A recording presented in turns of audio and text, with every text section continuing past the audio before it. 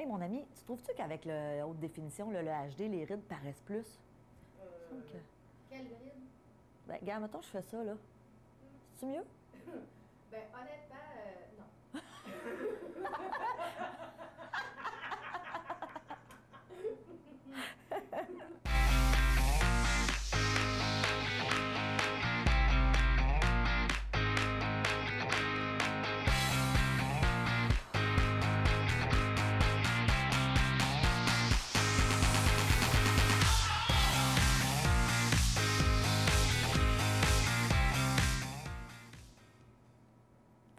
Bonjour et bienvenue à Mastef TV, votre télé inspirante. J'espère que vous allez bien.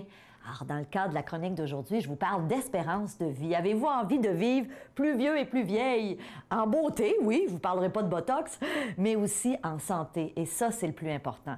Je viens de terminer un livre que j'ai adoré. Donc, si vous me connaissez depuis un petit moment, vous savez à quel point pour moi la santé, c'est vraiment quelque chose d'important.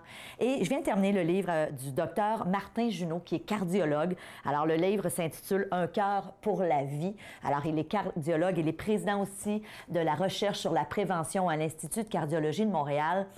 Et j'ai trouvé ça fort intéressant parce que le docteur Junot nous explique, entre autres, dans son livre que avec toutes les recherches qui sont menées en médecine, aujourd'hui, on vit de plus en plus vieux.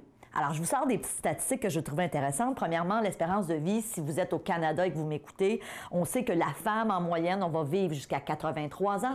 C'est une espérance de vie moyenne, c'est sûr. Et l'homme, 79 ans. Ben oui, on vous bat. Et c'est un petit peu partout comme ça dans le monde. En Suisse, on parle de 85 ans en moyenne pour les femmes, 81 ans pour les hommes. En France, 85 ans pour les femmes, 79 ans pour les hommes. Aux États-Unis, c'est plus bas. 81 ans pour les femmes, 76 ans pour les hommes. La Belgique, 83 ans pour les femmes, 78 ans pour les hommes. Bref, je pourrais continuer, je pourrais faire tous les pays du monde. Vous pouvez d'ailleurs, si vous êtes interpellé par ces statistiques-là, simplement faire une recherche espérance de vie et en fonction de l'endroit où vous habitez, vous allez savoir c'est quoi l'espérance de vie pour votre sexe en fonction de est-ce que vous êtes un homme et une femme. Et ce que j'ai trouvé fascinant, c'est que Martin Junot explique dans son livre que malgré qu'on vit plus vieux aujourd'hui, le gros problème, c'est qu'on tombe malade bien avant. Donc, on vit plus vieux, mais on tombe souvent malade 10 ans avant. Alors, notre espérance de vie de qualité, parce que je pense que c'est un petit peu ça le but, l'idée de dire je veux vivre plus vieux, c'est pas vivre plus vieux pour vivre plus vieux, mais plutôt de dire je veux avoir une belle qualité de vie. Et dans son livre, il nous parle de 5 habitudes qu'on devrait développer, qu'on a tous et toutes avantage à instaurer dans notre vie. Et si on instaure ces 5 habitudes-là, on augmente nos chances d'avoir une espérance de vie de 14 années de plus. Donc, on s'entend là, on parle pas de 2-3 semaines, on parle de 14 ans de plus si on instaure ces 5 habitudes-là. Et ce que j'ai trouvé intéressant, c'est qu'il expliquait qu'il y a seulement en ce moment 3 % de la population au Canada qui vraiment adoptent ces 5 habitudes de vie-là que je vais d'ailleurs vous partager dans quelques minutes. Donc, évidemment, je pense que vous l'aurez deviné, première habitude hyper importante, c'est de bouger. Martin Junot nous explique qu'on devrait minimalement faire 5 fois par semaine, au moins 30 minutes à chaque fois, un sport à activité modérée. Donc, on ne parle pas nécessairement de courir un marathon, c'est pas ça du tout. On parle d'une marche rapide. Donc, il faut évidemment que ça sollicite le cœur. 5 fois par semaine, 30 minutes. Ça, c'est la première habitude. Je vous challenge, est-ce que vous le faites? Et c'est facile, hein? Souvent on procrastine, on se dit demain, mais à un moment donné, on se rend compte qu'on n'a pas bougé de la semaine. Donc l'idée, c'est de se trouver quelque chose qu'on aime. Deuxième habitude hyper importante, ne pas fumer. Et Martin Junot explique dans son livre que si vous fumez en ce moment, le fait d'arrêter cette habitude-là, c'est l'habitude qui est la plus significative pour justement changer la donne et faire en sorte que vous aurez une espérance de vie plus longue. Donc, le tabagisme, super, super important. Arrêtez de fumer si vous fumez. Puis je sais que ça se dit bien, que c'est pas aussi facile que ça. Hein? On le sait, c'est une habitude qui est très, très, très addictive. Ceci dit, allez vous chercher de l'aide. Il y a des ressources que vous pouvez aller chercher. Il parlait dans ce livre-là de la cigarette électronique. Il disait, c'est pas l'idéal, c'est mieux de rien du tout, mais à la limite, commencer peut-être à faire une transition avec la cigarette électronique, au début avec de la nicotine et éventuellement sans nicotine. C'est prouvé que ça fonctionne, donc ça peut être une belle alternative. Allez voir votre médecin. Il y a aussi souvent des programmes qui sont offerts à bien des endroits pour vous soutenir dans votre démarche d'arrêter de fumer. C'est tellement important. Moi, je viens de perdre mon beau-papa il y a quelques jours, qui est mort à 81 ans d'emphysème parce qu'il a été un fumeur toute sa vie. Et je peux vous dire que les dernières années de sa vie, il n'y avait aucune qualité de vie. Il n'était pas capable de respirer. C'est atroce. Donc, moi, c'est très dissuasif pour moi. Et bon, évidemment, moi, j'ai fumé quelques cigarettes dans ma vie quand j'avais 20 ans, fait que c'est pas un problème, mais veux pas, ça me conscientise.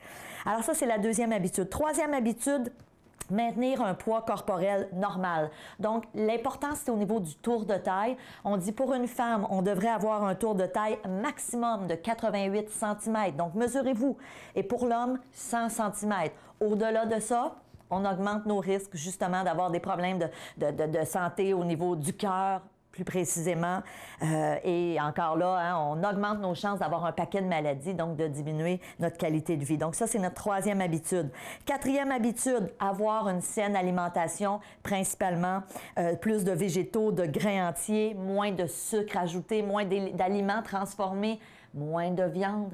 Alors, évidemment, hein, souvent on parle de l'alimentation méditerranéenne, beaucoup de poissons, à la limite de poulet ou de viande blanche, légumes, fruits, noix, lentilles, etc. Super important. Ce qu'on met dans notre corps, c'est notre carburant. Et l'alimentation, c'est vraiment important. Et la cinquième habitude, consommer de l'alcool de façon modérée. On parle de 1 à 2 consommations par jour maximum. Donc, habituellement, pour les femmes, on va parler d'une consommation maximum par jour et 2 pour les hommes. Donc, je vous lance le défi. Hein? Posez-vous la question, dans ces 5 habitudes-là, lesquelles est-ce que j'ai instaurées déjà dans ma vie? Est-ce que j'en ai 1, 2, 3, 4, 5? Si vous en avez 5, bravo, vous faites partie du 3 % de la population qui adopte ces 5 habitudes-là. C'est super important. Ceci dit, je le sais comment c'est dur de changer une habitude. Alors, peut-être que vous m'écoutez en ce moment et vous dites, ça a de l'allure ce que tu me dis, Stéphanie. Oui, j'aimerais ça arrêter de fumer. Ou oui, j'aimerais ça perdre du poids puis atteindre mon poids santé. Ou oui, j'aimerais ça manger mieux. Mais veut pas, on est des êtres d'habitude et les mauvaises habitudes qu'on a souvent sont coriaces, sont difficiles à se défaire. Donc, ce que je vous propose, pour les membres premium de Mastef TV, je vous ai préparé une prochaine entrevue dans laquelle je vais vous partager une stratégie pour justement être en mesure de développer des nouvelles habitudes, mais aussi de conserver ces habitudes-là parce que c'est le nerf de la guerre, hein, d'être capable de développer des habitudes durables. Donc, pour les membres premium, je vous invite tout de suite à aller voir cette entrevue-là. Si vous n'êtes pas encore membre premium, prenez l'information. Je vous le dis, il y a énormément de contenu exclusif juste pour nos membres. Vous avez aussi des billets qu'on vous offre pour venir nous rencontrer dans une soirée live qu'on organise une fois par année. Bref, plein d'avantages à avoir ce membership. Donc, prenez l'information. Et en attendant, j'ai juste envie de vous dire bonne santé. Faites-vous ce cadeau-là de prendre soin de vous. Je vous dis merci d'être là et on se voit dans une prochaine chronique. Salut!